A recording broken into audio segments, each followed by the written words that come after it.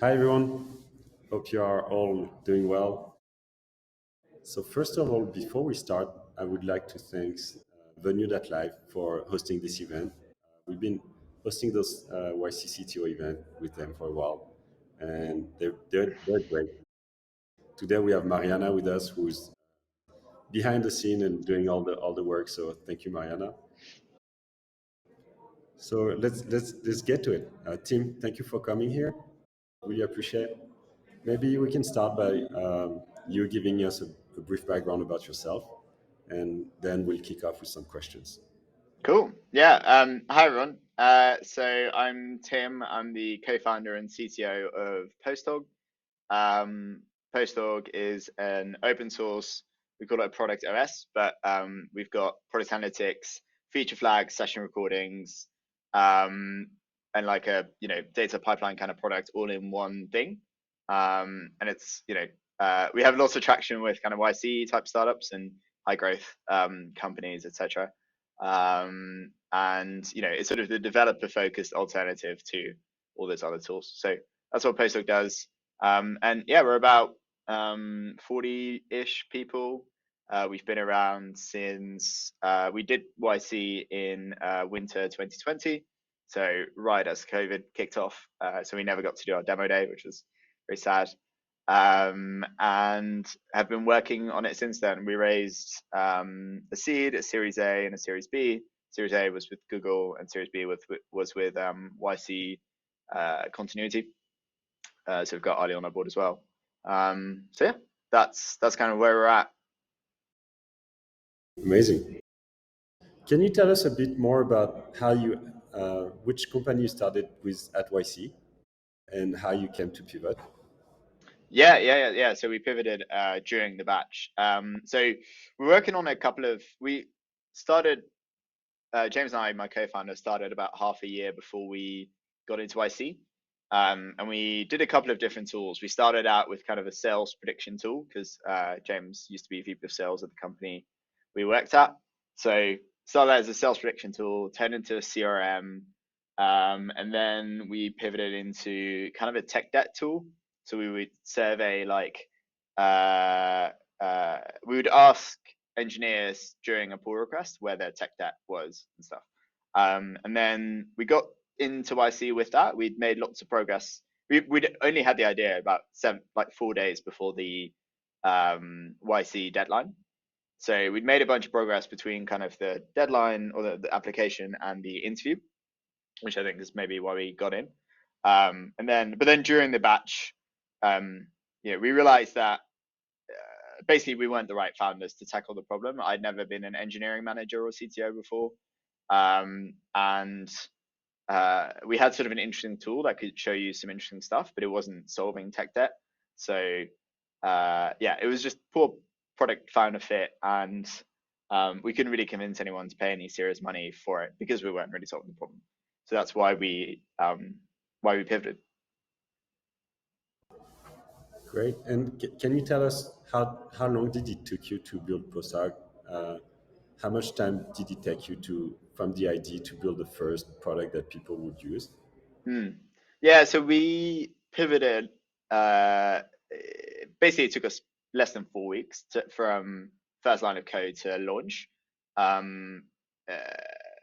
Obviously, this was during YC, so we were already kind of, and we were living in San Francisco, so we were very set up to just work all day, all night, sort of thing. So I think I had like 2-3 days during those entire kind of 4 weeks, which is what we needed to do. And then we got the first user after like 4 days or something. It was like obviously people from the batch sort of thing. And then we built it all out and launched a pretty crappy version to Hacker News 4 weeks later. But yeah, people really seemed to like it. And I think the thing that resonated most was product analytics being open source. I think that just struck a nerve, I think, with the Hacker News kind of crowd. Was it the first time you created something open source? Yeah, it was. So we, I never really, perfectly honest, I never really contributed very much to open source before. I was not really in that world. Like, the companies we were at before, we were building like slightly boring enterprise software. So no, I never built anything open source, but we just kind of felt like it was the right, keeping control of the data was kind of one thing, and like appealing to developers. Those were kind of the two things we thought would work well for a product analytics tool. So open source kind of made sense. And what was for you the biggest challenge to build open source at the beginning? Yeah, I think, to be honest, the biggest challenge building open source was quite easy. I sort of built it in the same way that I would have done any other tool. So just used Django, which I was very familiar with, and React and just the stuff that I was familiar with.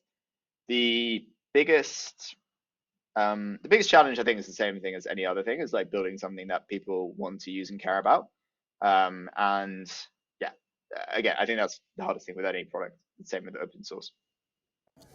And when was it that you knew you were onto something? At what point of time, or like how many users, or? Yeah, it was basically the YC launch. I think, we obviously everyone always says that, build it and they will come doesn't work. And I think for us, it kind of did. And again, I think that's probably right place, right time sort of thing. So the Hacker News launch kind of took off. It was, I think at the time, it was the second biggest launch Hacker News launch ever. I think we've been surpassed since by a couple of people, but it really took off. So we were kind of, from that moment on, it was sort of holding on a little bit. That's impressive. So you were like bombarded with users and bombarded with like things to do, or how did it go? Yeah. I mean, we got definitely a ton of users, a ton of issues, obviously, pull requests, all of it kind of flooded in, and it was at that point, it was a weird time because COVID also happened like right at that point, basically. So we were kind of juggling fundraising with dealing with all this stuff, with kind of dealing with COVID, and we were in San Francisco, and we were both, from London or like from the UK, so juggling like flying back. So it was a really weird time, very hectic. And can you tell me about the biggest challenges that you faced with building open source with a active community like you have? I mean, I think the biggest, then again, they're not that different from, I think, building a normal company. I think it was easier for us to get people to use it and care about it because the cost of adoption was very low. People could try it for free, run it for free, give you feedback. So we got a lot of feedback early on. So that was really nice. I think that wasn't particularly challenging. I think the challenge was keeping up with all the requests and making something that people could actually run themselves, which continues to be very hard. And then a bit later on, but this is, we're talking like a year and a half later. There's some challenges around monetization, which is always hard for an open source project, and I can talk about that separately. But yeah. Yeah, sure. Let's dig into it. How do you monetize today, and how far along about like from your plan of like being profitable? Okay. So we're default alive today. I won't. We're sort of single digit millions in revenue. In terms of how we monetize, it's mostly cloud, which I think is kind of a standard way that open source companies go. So you have your self-hosted bit, which either is like completely free, or we do charge for some premium features for self-hosted. And actually, that's where a lot of the complexity is with monetization. Having a billing, for example, we had to from scratch build a billing system that could handle our 2 cloud environments and self-hosted environments and that kind of stuff. And then we're doing usage-based pricing as well. So we could even do usage-based pricing on self-hosted instances, stuff like that, that's all kind of crazy.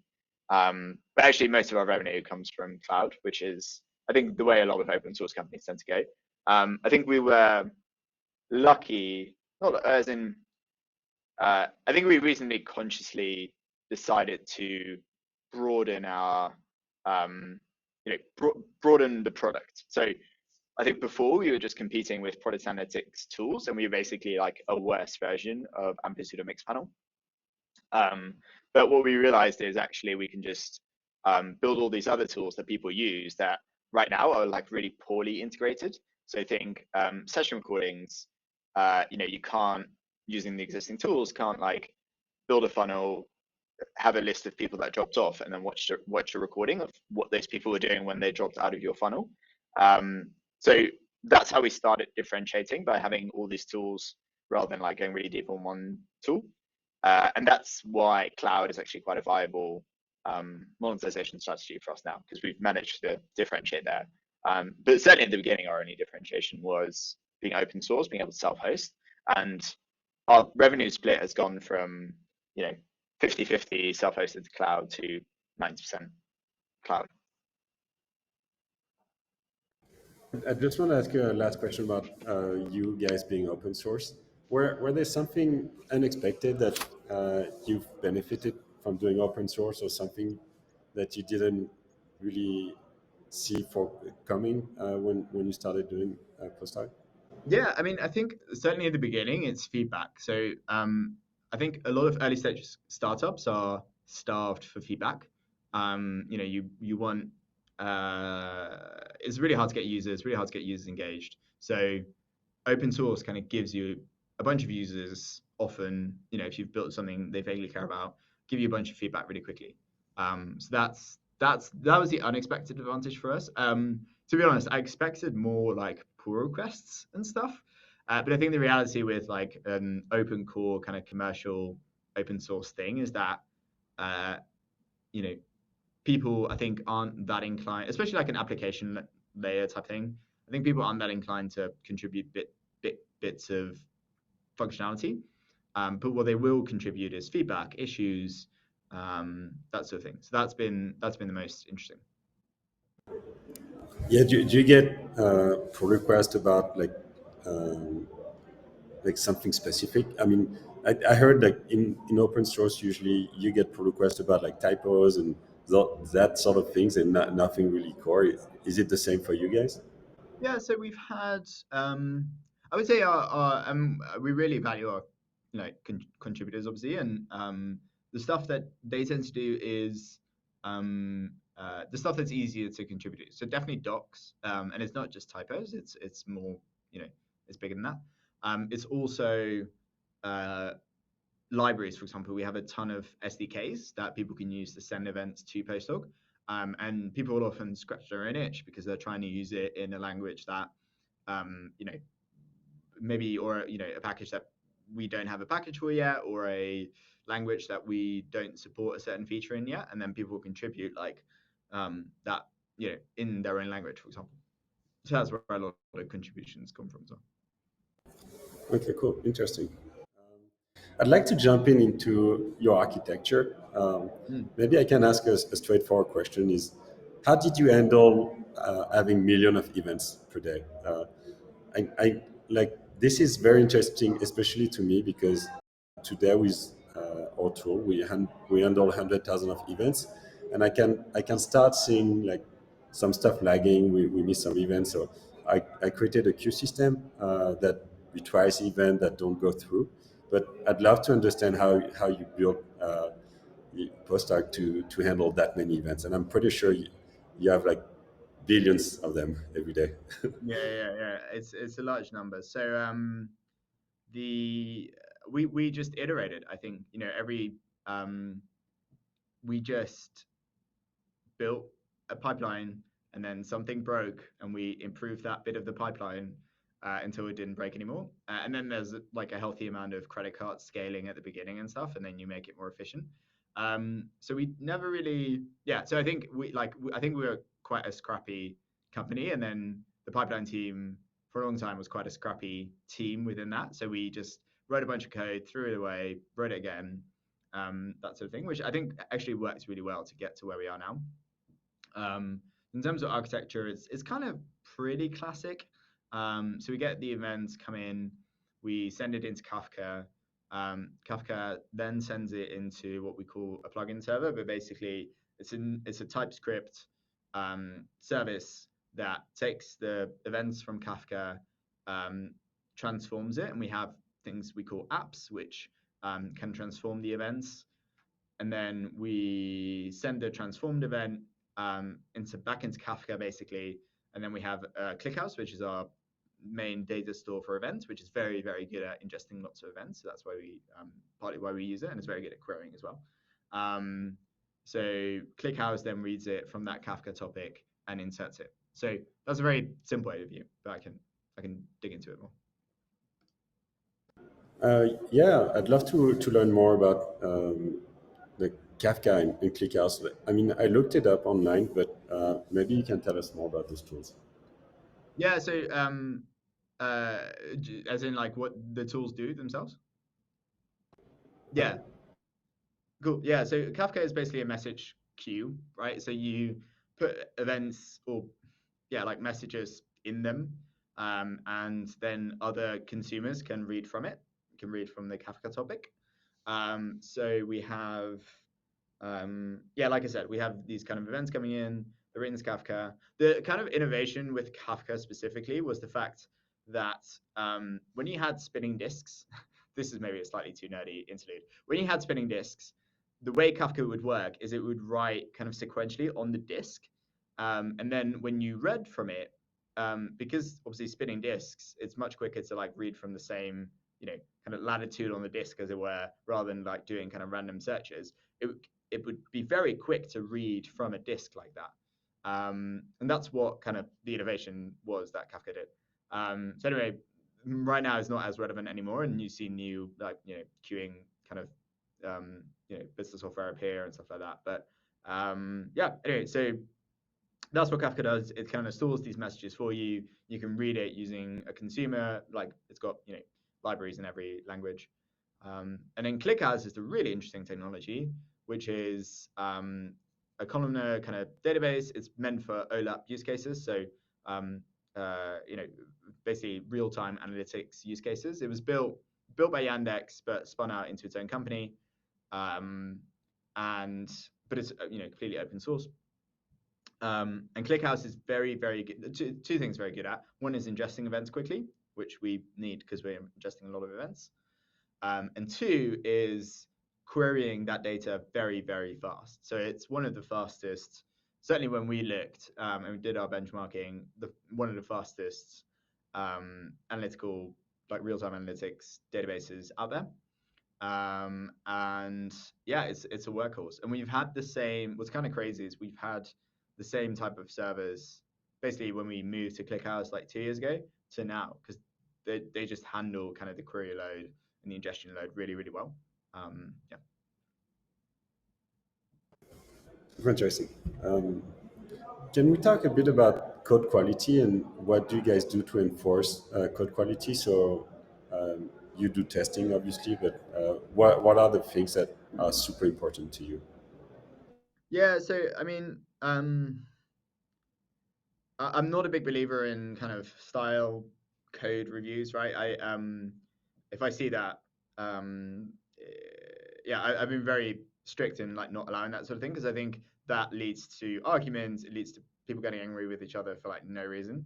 So we have linters, we have things like black to format Python automatically. It just avoids all discussion. Like if you don't like the way something looks, you just change the linter or something rather than having a discussion with a human and wasting time.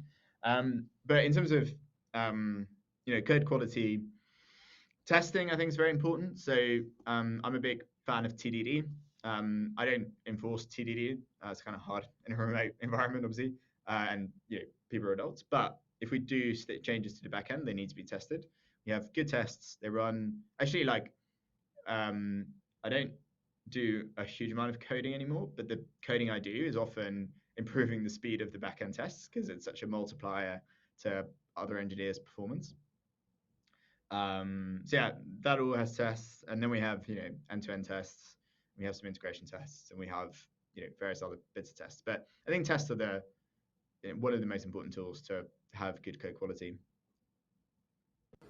Do you use any analytics on code? I mean, like on pull request review time and stuff like that? No, we just trust.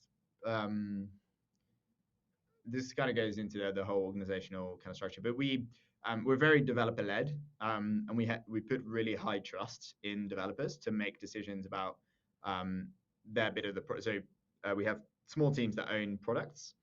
So one team owns product analytics, one team owns session recordings, one team owns feature flags, and we have two kind of more platform teams, and one owns pipeline and platform team. Um, they're completely responsible. Basically, we don't quite track like how much revenue their product brings in because we don't charge feature flags, for example. But it's not far off. Like we really care about the outcomes, the product they're building. We recently did an article about like product engineers, and I would consider most of our basically all of our engineers product engineers. Like it's about what product they're building, how they're building that. It's up to them to figure out how much they care about the code quality, how much they care, what the whatever metric. I mean, they don't track these kinds of metrics, but yeah, it's all about outcome, not about how productive they are according to stat tools. I like that. Enforcing trust. I think it's very powerful. Cool. Maybe we can switch to hiring, and maybe you can tell us about the last hire that you made and how did that go? Like, what were you hiring for, and how did you go about like choosing the right person?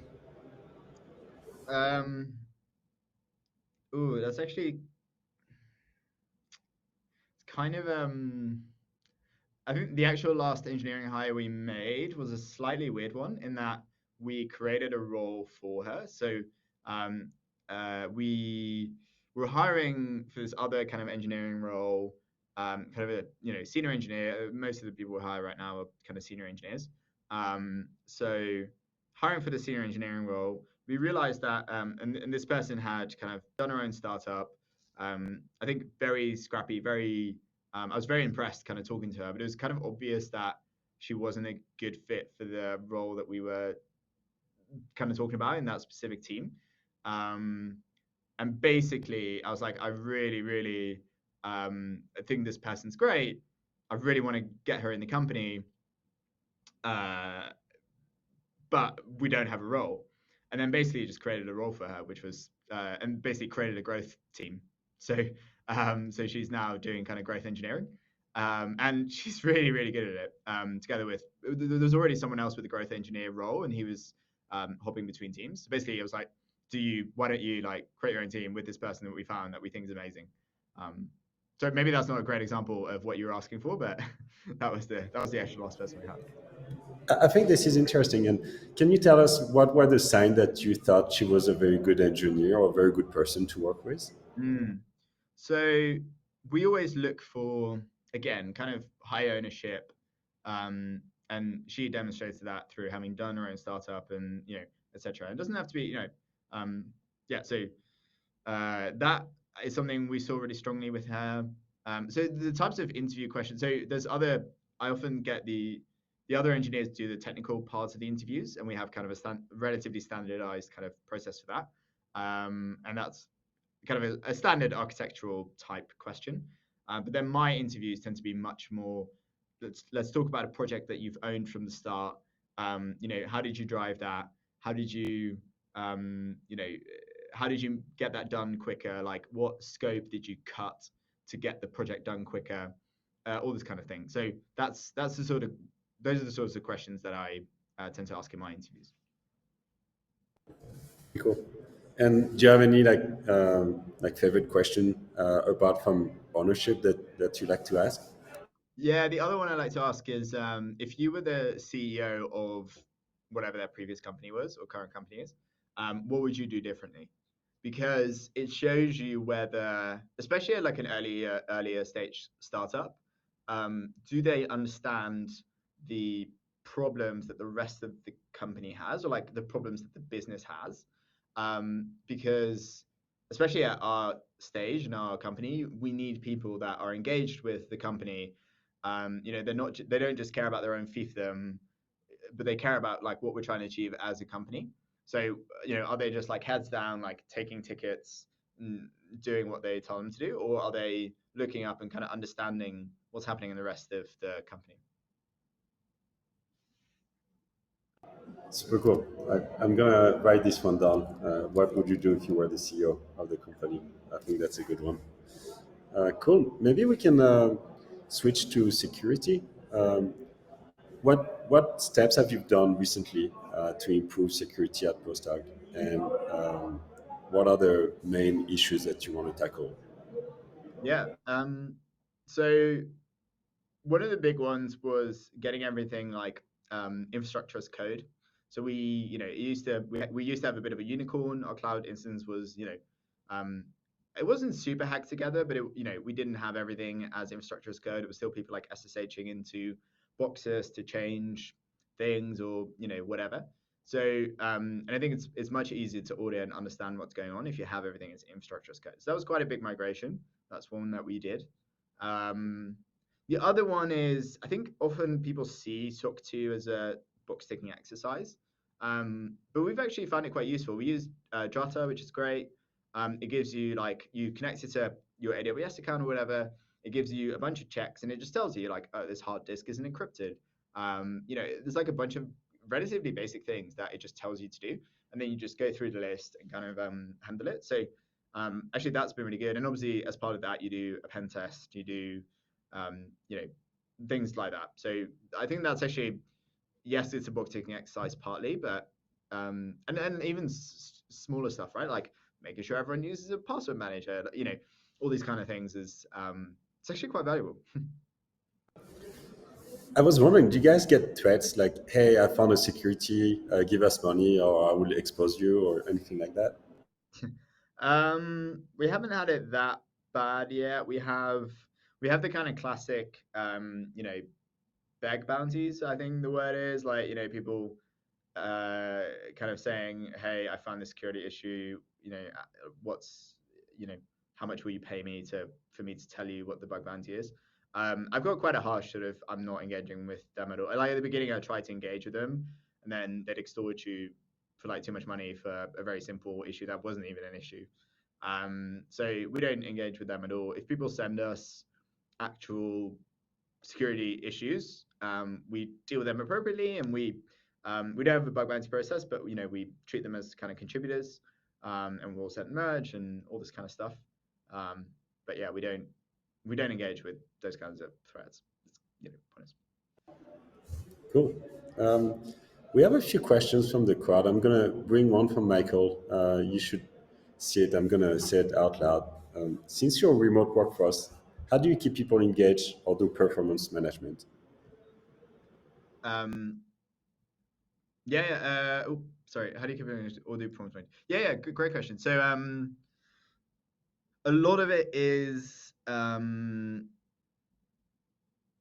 I think it sort of starts by hiring the right people. So, making sure that you have people that understand the startup journey, people that aren't looking for like a career ladder or aren't looking for, the kind of stability of a bigger company. So that is one thing. The other thing is we're very open. Obviously, we're very open externally with our handbook, but we're also very open internally with obviously things like revenue. But we publish our accountant's kind of summary every month, so like how much we're burning. We just give a lot of context, and we're very open about the challenges that we're facing, but also the opportunities that we see. So every week we have an all hands, as many companies do. James and I often take time, or more often James, but take time to chat through. Here's the opportunities that we're seeing. Here's the interesting conversations we've had with customers, with maybe our investors or other companies. Here's how we're doing, all this kind of stuff. So I think that's really important. If you hire the sorts of people that care about where they work and what the company's doing, I think making sure they have the context and they're engaged is super important. Cool, thank you. Maybe we can switch to like you being a CTO and switching to this management role. Have you found any like good resources out there that really helped you on your day to day? And would you advise them to us? Yeah, it's a good question.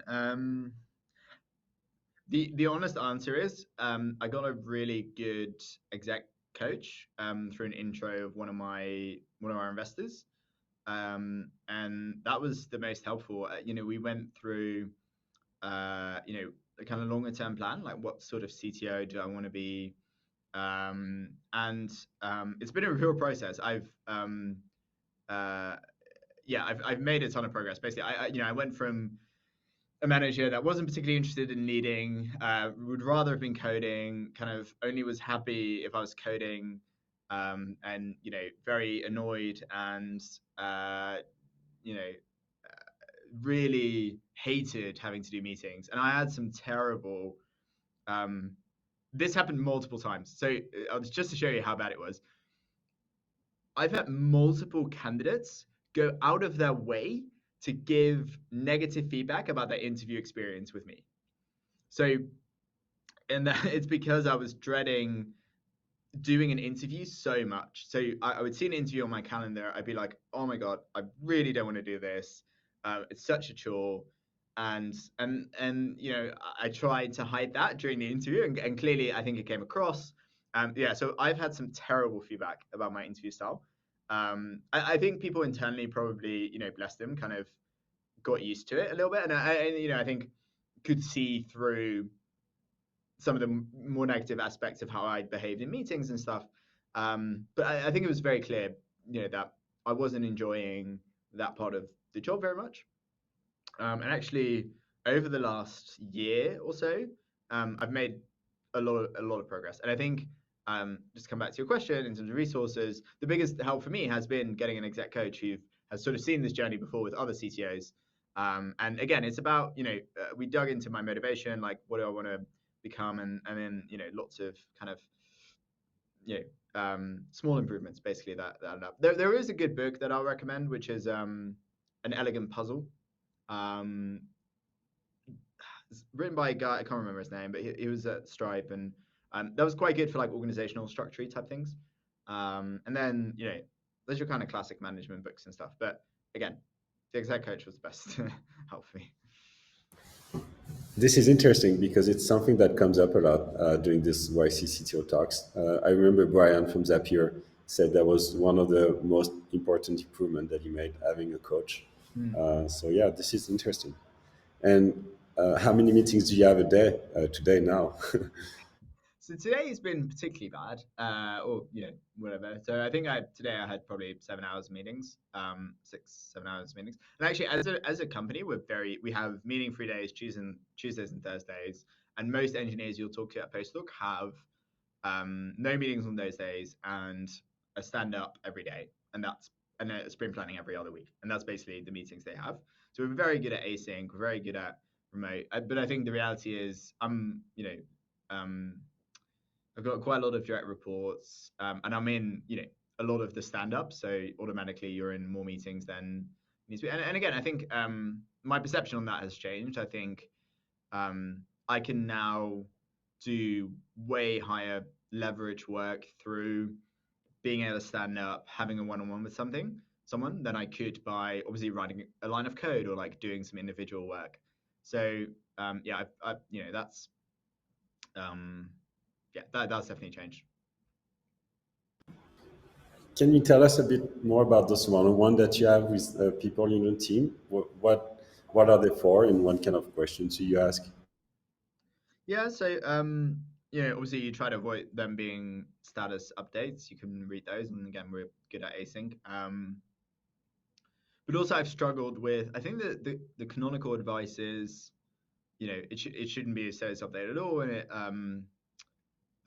it should just be about like how they're feeling and like where their career is going. That's sort of the pressure I felt as a manager, that I had to talk about these things. Recently, I've actually gone back to it being slightly more tactical. So having meetings where we go through like, okay, show me what you're working on, like what's the biggest problem you're having there. There is a bit of setting context, I think, is very important. So like, here's what other people in the company are working on that you maybe weren't aware of, but is relevant to you. Here's what, as founders, we're thinking about as the future of the company. So it's things like that. So actually, I've turned them into being a little bit more tactical. And And then there's always two questions I ask. One is what are you most and least excited about, which is very good to understand where they're having issues, obviously, but also like what motivates them, which is useful because then you can double down on that kind of stuff. And then the other one is, is there anything I can set context on for you? So is there anything, and that leads to very like wide range of questions, which is good. Cool. I'm going to bring a question from a user. So, any thoughts on improving the reward mechanism of external contributors that move the needle in the product in a significant way? Yeah, I think that one's tough. So we've done things like giveaway merch, and we still do. I think that's kind of cool. Again, I think lots of open source companies focus too much on kind of contributors contributing significant product stuff. You often don't want them to. I think when that's happened, yeah, it's happened like quite a few times, right, where people contribute an entire feature. The problem is we often end up having to almost rewrite a lot of it or redo a chunk of it because we decided something different before, but we hadn't gotten around to implementing it, or they hadn't really used our like conventions or whatever. So again, I think the value from having an open source product is less that it's not zero, but it's less. It's more about getting feedback on ideas, getting feedback on issues before they're completely ready. There's lots of beta testing that we allow our kind of open source users to do before we kind of release it to everyone. So it's stuff like that. I haven't found a good way of kind of encouraging like needle moving product work, but I also don't think I necessarily want to. So I think that sounds. Thank you. I have another question. Have you bought anything recently, like any tool or like anything for the company that really helped in improving your day-to-day life?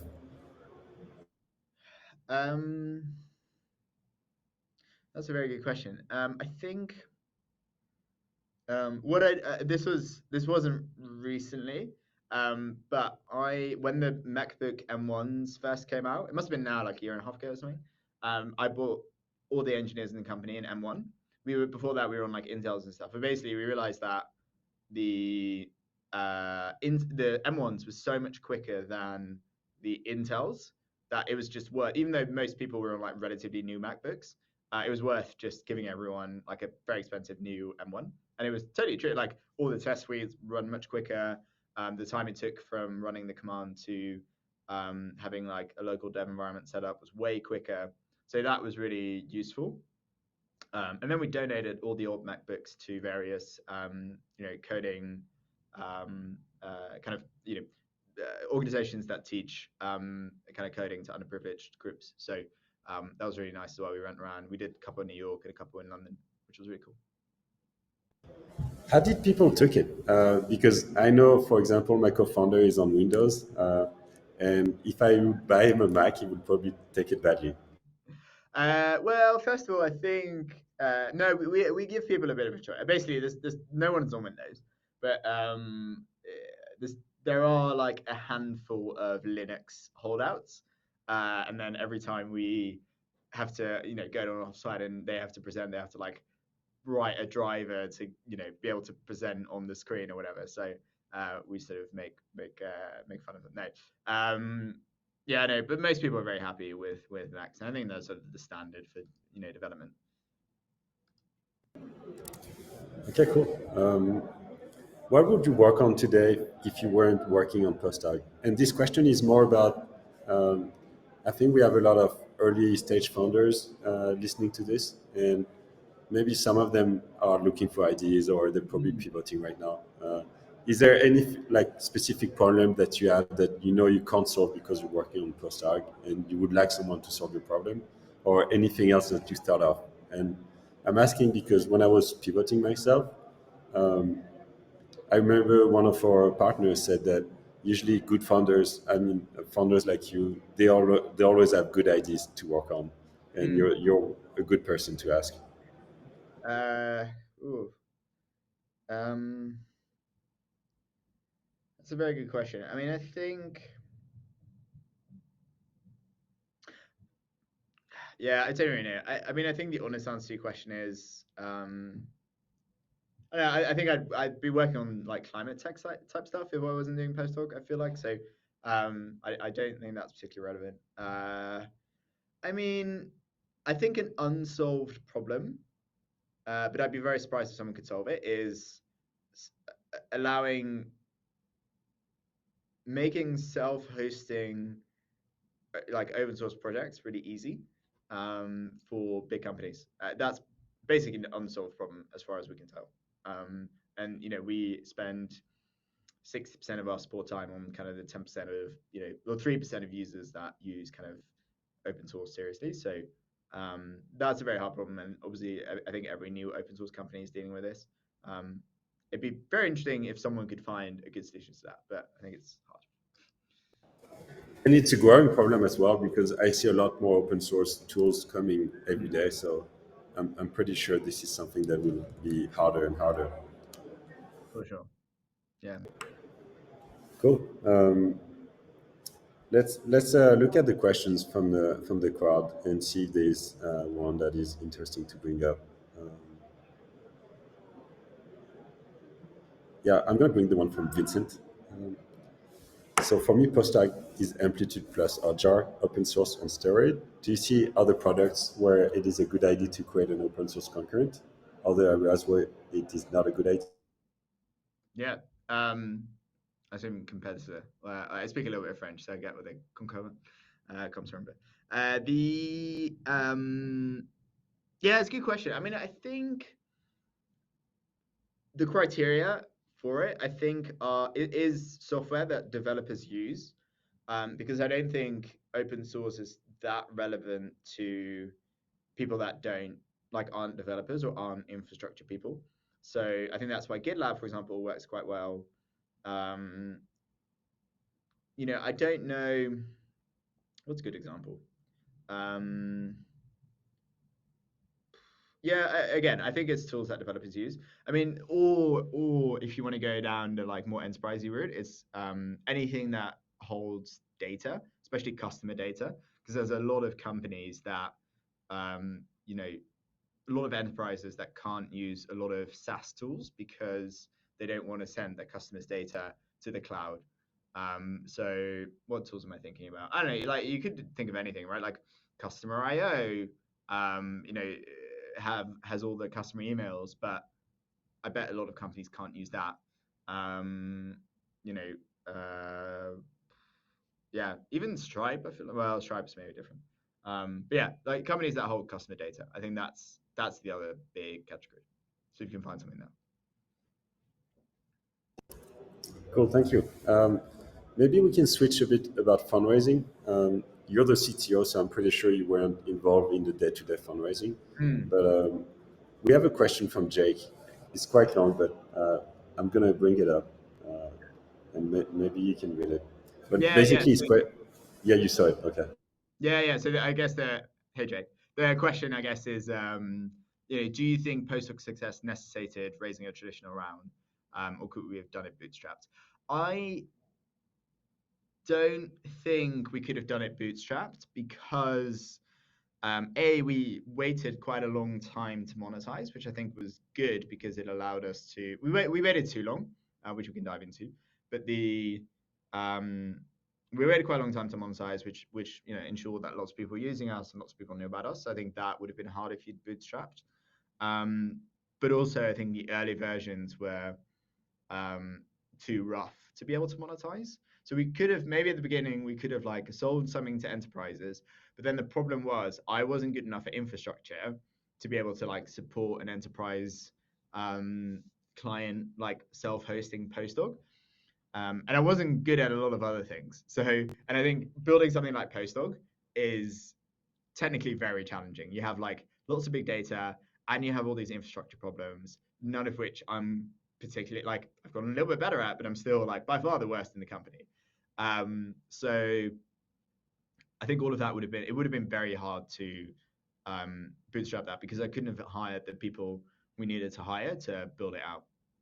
So I think it would have been very hard. I think we definitely made the right decision, kind of fundraising. And then it comes with fundraising comes with the access to investors, and for example, our investor introed me to our exec coach. So I think all of this was. I think if you're building an analytics tool, at least for me, it was the right choice to. For us, it was the right choice to fundraise. And can you elaborate on why you think you took too long to start monetizing?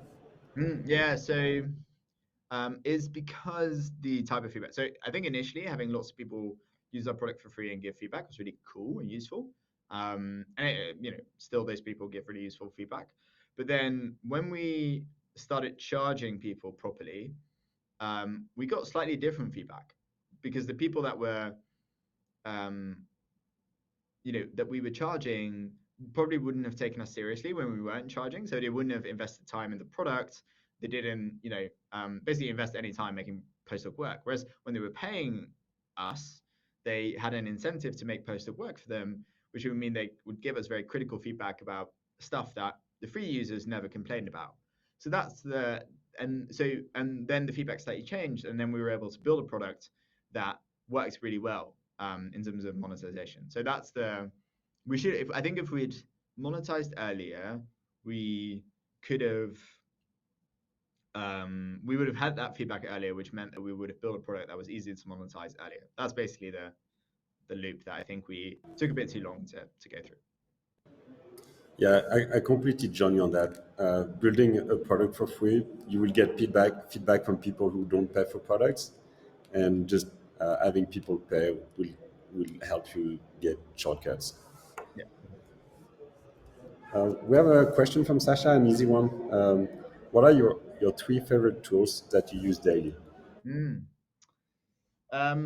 So they're all kind of basic. So I use the Apple Standard Notes tool. The really nice thing is it's synced between my iPad and my iPhone. So if I'm like falling asleep and I'm thinking of something, rather than staying up all night thinking about it, I can just put it in my to-do list and then it will appear on my laptop.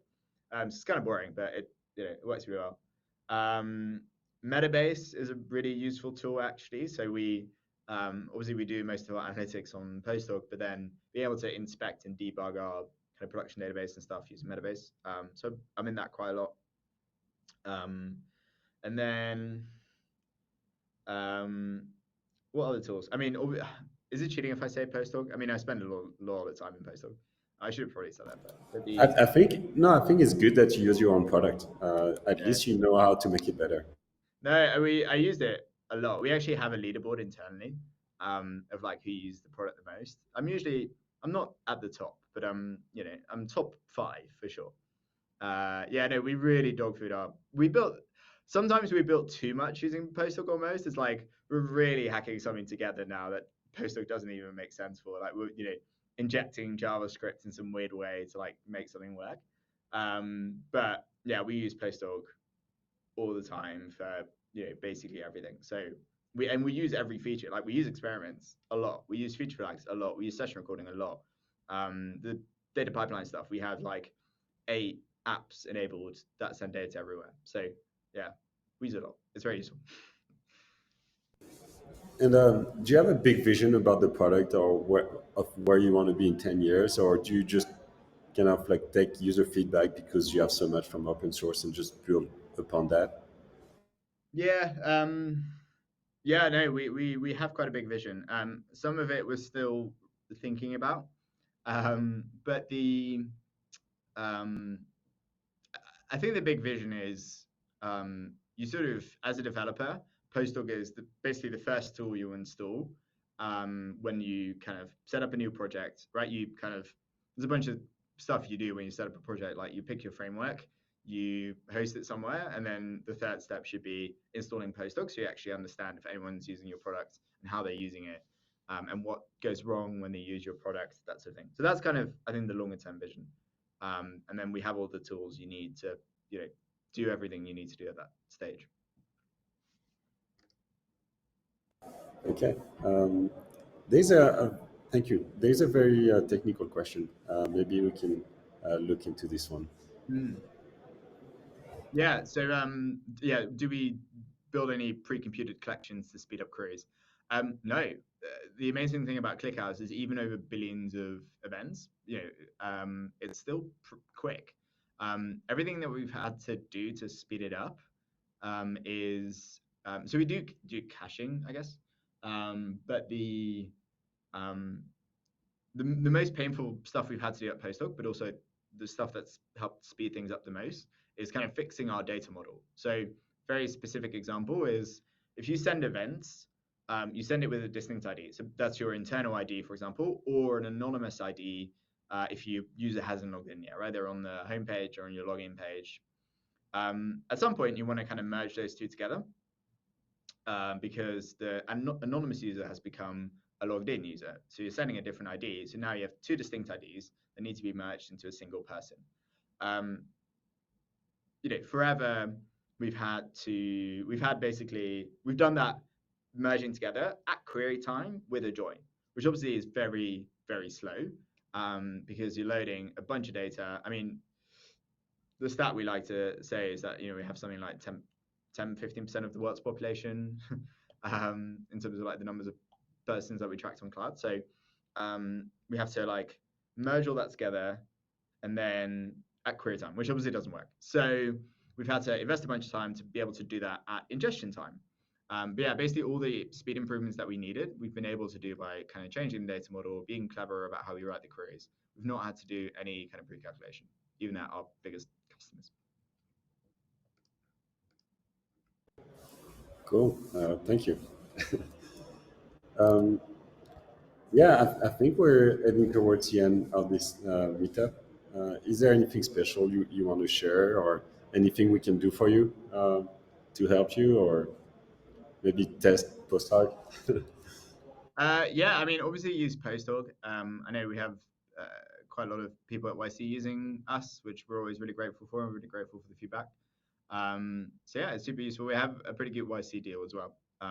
So it's on Bookface, so you can have a look at that.